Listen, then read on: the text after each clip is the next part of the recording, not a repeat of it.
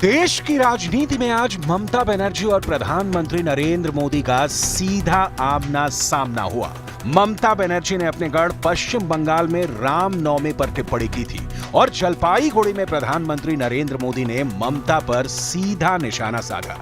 ममता के बयान के बाद बंगाल की राजनीतिक प्रयोगशाला में सांप्रदायिक प्रयोग कौन कर रहा है, ये सवाल बड़ा हो गया है। लोकसभा वोट का चुनाव शुरू होने का ठीक पहले दफा वोट के आगे लोकतांत्रिक प्रक्रिया को सांप्रदायिक रंग लगाने का कोशिश का एक जबरदस्त प्रक्रिया पश्चिम बंगाल जोड़ के शुरू हो चुकी है। पश्चिम बंगाल की मुख्यमंत्री ममता बनर्जी ये बयान दे रही हैं कि रामनवमी को दंगा मत करना। बीजेपी का आरोप है कि इस बयान का मतलब दंगे का जिम्मेदार हिंदुओं को ठहराना है। और दूसरी तरफ प्रधानमंत्री मोदी ने भी बयान जारी कर दिया है कि रामनवमी पर पाप करने वालों को याद रखना और वोट से सजा देना। बीते कई वर्षों में ये देखा गया है कि हिंदू त्योहारों पर सुनियोजित हिंसा हुई है।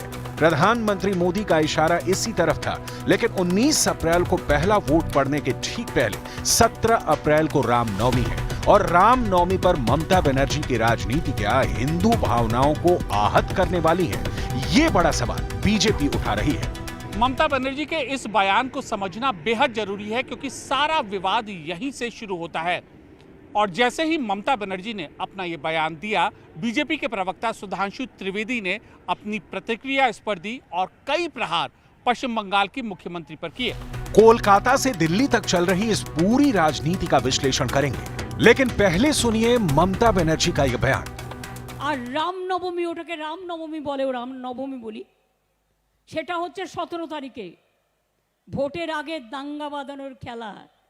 তারপরে রাম রাম করে আমার রামের প্রতি অশ্রদ্ধা নেই, কিন্তু দাঙ্গা করবেন না, দাঙ্গা করে ভোট করবার চেষ্টা করবেন না, তাহলে মনে রাখবেন দাঙ্গাকারীদের বিরুদ্ধে যত কঠোরতম ব্যবস্থা আমরা নেবই নেব, দাঙ্গাকারীদের ছাড়বো না। ममता बनर्जी की ये टिप्पणी कि रामनवमी पर दंगा मत करना, इस टिप्पणी के पीछे क्या मुस्लिम तुष्टीकरण की राजनीति है? क्या इस बयान के पीछे हिंदुओं के त्योहार पर छींटाकशी की राजनीति है? कोलकाता से लेकर दिल्ली तक बीजेपी नेताओं ने इन सवालों को उठाते हुए ममता बनर्जी की राजनीति पर सवालिया निशान लगाया है। लेकिन सबसे पहले ममता और इंडिया अलायंस की इस सांप्रदायिक राजनीति पर वार राजस्थान के पुष्कर की रैली में प्रधानमंत्री मोदी ने किया है। अगर कोई प्राण प्रतिष्ठा में आ गया तो उसको कांग्रेस पार्टी से 6 साल के लिए निकाल दिया। क्या इस देश में ऐसा हो सकता है भाई? प्रभु राम के बिना आप देश की कल्पना कर सकते हो? हमारे यहां तो सुबह शाम मिलते हैं तो राम राम सा करके शुरू करते हैं भाई। और अंतिम विदाई में भी राम बोलो राम से ही जाते हैं जी। उस राम के खिलाफ इतना गुस्सा मेरे दिमाग में नहीं बैठ रहा है भैया। प्रभु राम अपने घर विराजे और ये रामनवमी आ रही है, सज धज के लोग मनाने वाले हैं। हम देखते हैं कितना विरोध करते हो। ऐसा नहीं है कि ये पहली बार है जब ममता बनर्जी ने रामनवमी के त्योहार और दंगों का जिक्र एक साथ किया है, बल्कि इससे पहले साल 2023 में ममता बनर्जी ने अपनी राजनीति में रामनवमी, रमजान और दंगों के शब्दों का मिश्रण करके राजनीति की थी। पिछले साल रामनवमी और रमजान के मौके पर क्या बयान दिया था ममता बनर्जी ने, जरा सुनिए। একজন গুন্ডা বলছেন, টিভিতে রেকর্ড আছে, রামনবমীর দিন যা অস্ত্র পাবো নিয়ে বেরোবো, দেখবো কে কি করতে পারে। আরে তোর যা অস্ত্র তুই তাই নিয়ে যা, আমি রামনবমীর মিছিল আটকাবো না, কিন্তু মনে রাখো মিছিল আমরাও করবে, তোমরাও করবে। রমজান মাসও চলছে, রোজার মাসও চলছে। একটা মুসলিম এরিয়ায় গিয়ে হামলা করলে মনে রাখো তার বিরুদ্ধে আইনত পদক্ষেপ নেবে। प्रधानमंत्री मोदी ने पश्चिम बंगाल के जलपाईगुड़ी में अपनी रैली में ममता बनर्जी पर बहुत करारे हमले किए हैं। प्रधानमंत्री मोदी ने ममता बनर्जी की राजनीति को विभाजनकारी बताते हुए टीएमसी की सरकार पर कई बड़े सवाल खड़े किए हैं। मोदी कहता है कि पैसा सीधे लाभार्थी के बैंक खाते में जाए, लेकिन टीएमसी कह रही है कि केंद्र का पैसा पहले उनके खाते में आए। अब आप मुझे बताइए, जनता के हक का पैसा मैं टीएमसी को कैसे लूटने दूं? बीजेपी के राष्ट्रीय प्रवक्ता सुधांशु त्रिवेदी ने कांग्रेस पार्टी के अध्यक्ष खड़गे के द्वारा दिए गए धारा 370 के बयान पर एक प्रेस कॉन्फ्रेंस की थी। लेकिन इस प्रेस कॉन्फ्रेंस के दौरान सुधांशु त्रिवेदी से जितने भी सवाल पूछे गए, लगभग सारे बंगाल के हालातों और ममता बनर्जी पर ही थे। और सुधांशु त्रिवेदी ने ममता के पुराने बयानों का जिक्र करते हुए ये आरोप लगाया कि ममता बनर्जी की भाषा उनकी प्रशासनिक कमजोरी को दिखाती है। ये ममता जी का बयान सांप्रदायिक भावना से प्रेरित, दंगे के लिए उकसाने वाला और मुख्यमंत्री के रूप में अपने दायित्व की अक्षमता को प्रकट करने वाला है। रामनवमी को दंगों से लिंक करने के ममता बनर्जी के बयानों पर पश्चिम बंगाल बीजेपी के नेताओं में गुस्सा देखा जा रहा है और बीजेपी के मुताबिक ये बयान बंगाल की सांप्रदायिक ताकतों को उकसाने का एक तरीका है। पिछले साल जहां जहां पथराव हुए उन इमारतों के मैं नाम नहीं ले रहा हूं, नहीं तो फिर सांप्रदायिकता का मेरे ऊपर आएगा, भाजपा पे आएगा। जिस जिस इमारतों से पथराव हुए, क्या भाजपा वहां जाके छत पे पत्थर रख गया था? ये शायद उनका गुप्त संकेत कुछ लोगों को है कि 17 अप्रैल के लिए तैयार हो जाओ, जैसे यहाँ पर सांप्रदायिक हिंसा लगे, रायट हो। ये उनका एक गुप्त, मेरे ख्याल से सिग्नल जिसको कहते हैं। बीजेपी की तरफ से यह आरोप लगाया गया है कि ममता बनर्जी हिंदुओं पर दंगा फसाद की जिम्मेदारी लाद रही हैं।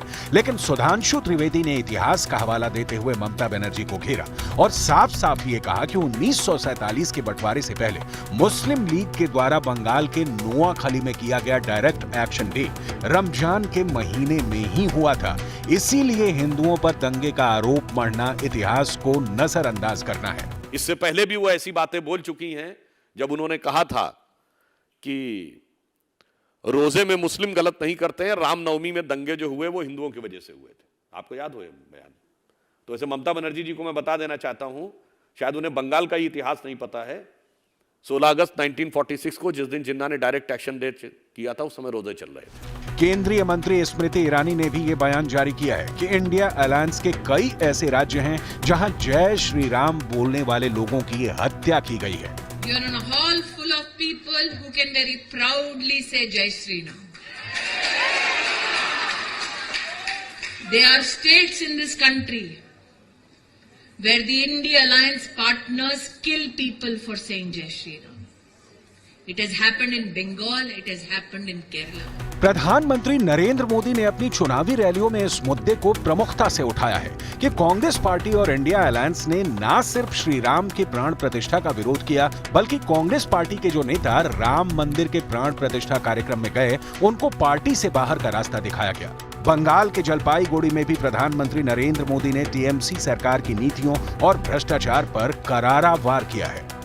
इस चुनाव में टीएमसी को सबक सिखाना बहुत जरूरी है। सबक सिखाओगे? टीएमसी को सबक सिखाओगे?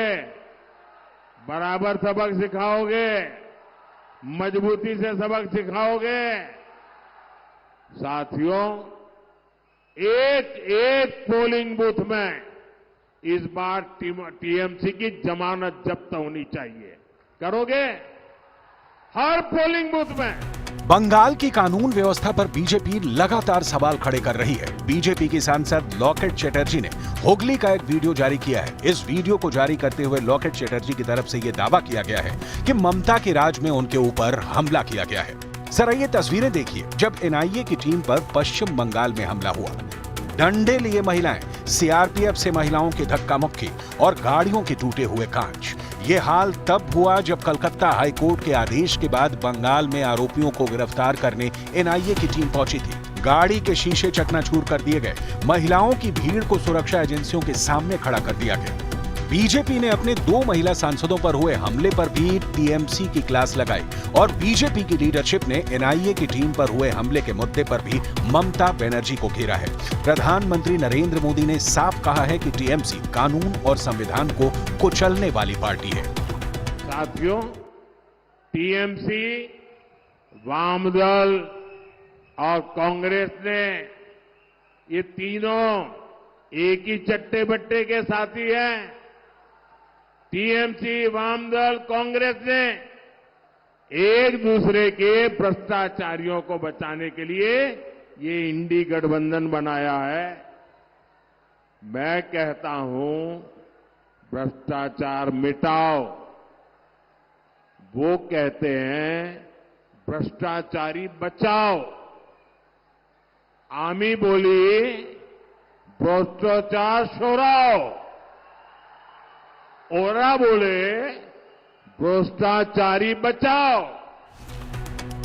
बीजेपी की तरफ से ममता बनर्जी सरकार पर आरोप लगाया गया कि टीएमसी के राज में बड़े बड़े नेताओं के पश्चिम बंगाल दौरे भी जान पर खेलने के बराबर हो चुके हैं। और इसका उदाहरण देते हुए सुधांशु त्रिवेदी ने पश्चिम बंगाल में अमित शाह पर साल 2019 में हुए हमले को सीधे जानलेवा हमला करार दिया। प्रधानमंत्री मोदी ने बंगाल की ही एक रैली में बंगाल के लोगों से ये कहा कि वो टीएमसी के गुंडों से ना डरें और पूरी ताकत से वोट डालें।